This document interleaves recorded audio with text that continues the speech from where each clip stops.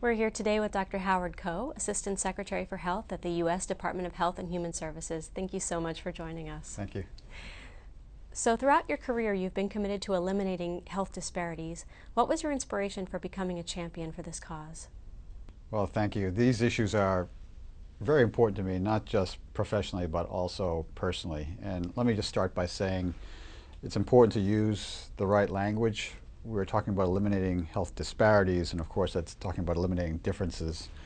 But we should also mention that we could call these health inequities too, because there's an element of unfairness here. Many of these differences should be intolerable to us in society because we want all people to reach their full potential for health. These issues became very personal to me at a very young age because I am a Korean American. My parents were immigrants to this country searching for the American dream, and also many of my extended family came over here from outside the U.S. and became new Americans, and I watched them navigating through the healthcare system and trying to be as healthy as possible. Then later on, of course, I became a physician myself, cared for many patients, and saw for myself how tough it is for all people to get a really good shot at health.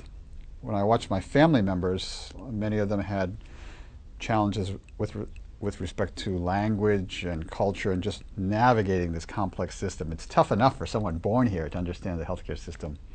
It's even harder for somebody who was born from another part of the world.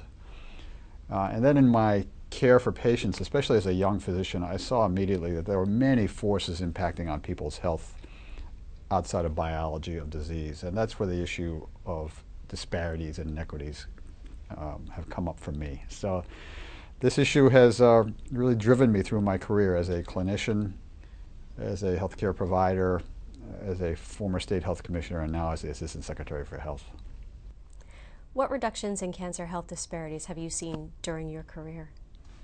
Well, because of the work of so many dedicated people, researchers, clinicians, scientists, community leaders, we should all be proud that cancer death rates are dropping. The mortality rates for the big four cancers, prostate, breast, lung, colorectal, are declining. We should be proud that cancer incidence is declining as well. And there have been some points for progress with respect to reducing disparities and inequities with respect to mammography screening, for example, is very, very encouraging, and there are many ways to explain that.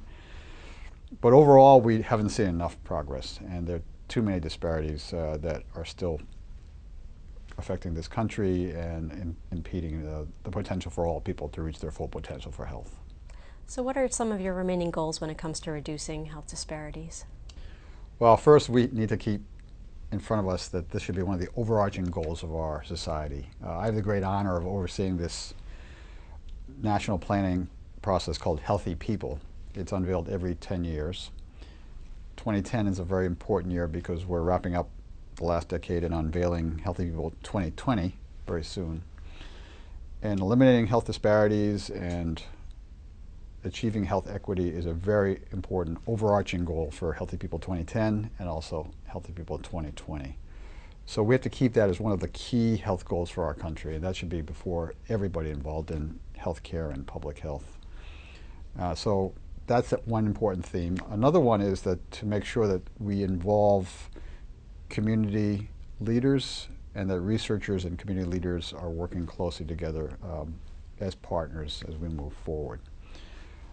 I believe very strongly that in order for health to progress and advance, we need to involve people from outside the health sector. Health is too important to be left to the health sector alone, and we need to really advance that concept of health in all policies, and that's what this next decade should be all about. What do you think is needed to overcome cancer health disparities, and what do you think are some things researchers can do to achieve this goal? First of all, if researchers can listen closely to what the community needs are, that's absolutely critical. Researchers should be part of the communities that they're trying to support. They should understand the unique concerns of each of these communities. They should be part of the fabric of these communities. They should help empower emerging leaders from the communities. And then researchers from the health field should be working with leaders from other sectors of society in each community to help advance public health and also eliminate health inequities. How is the U.S. Department of Health and Human Services helping solve the issue of health disparities? Well, we have many priorities here. We have the Healthy People process, which I'm very, very proud of. It really represents a vision for the country, aspiration for our society, and really elevates our conversation about what our unified and aligned public health efforts should be. We have a new National Partnership for Action plan led by our Office of Minority Health. That's a strategic plan for the country, and that's been developed with tremendous community input, so we're very proud of it.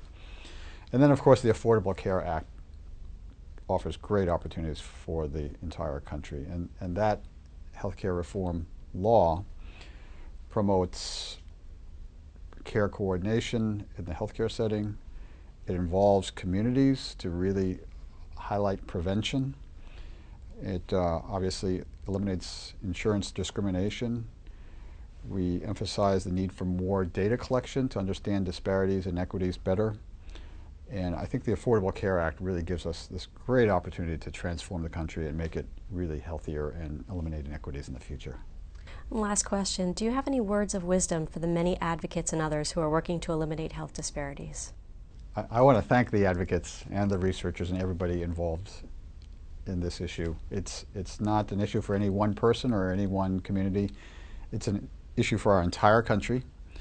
We are getting more diverse by the day, and that's not just diverse according to race and ethnicity guidelines, but also by sexual orientation, by geography, by socioeconomic status.